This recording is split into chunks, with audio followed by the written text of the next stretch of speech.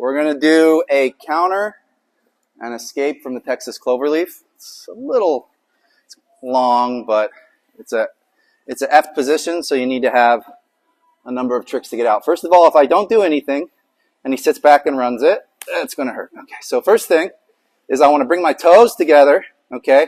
And if he locks his hands, if he just rotates this way to finish, bringing your toes together will stop him from getting to finish. Now, he can cut through this by leaning back real hard first and breaking my toes apart and then running it, okay?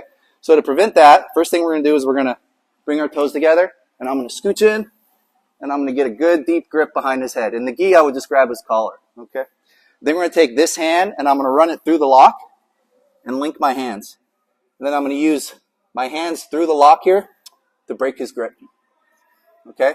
Once I get the grip broke, we're going to run the same escape we did yesterday, right, to get out of this position. I break the grip. He's going to want to re-grip. Before he re-grips, I'm going to bring this foot down here, okay? Get it in front of his knee. At this point, I can let go of the head. I just got to make sure I boot right here. He can't really heel hook me because this leg is over here. So I get this foot in front of here, push there, and then I extend my leg to escape.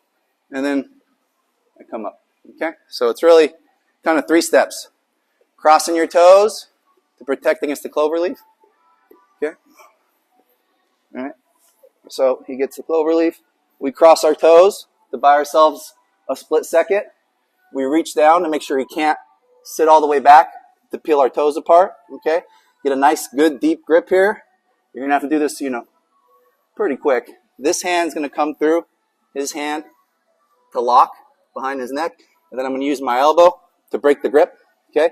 Now, before he can relock, we're bringing this hand over to the shin, bringing it down. We can switch off at this point to get our knee in front of his knee, and then extend the leg.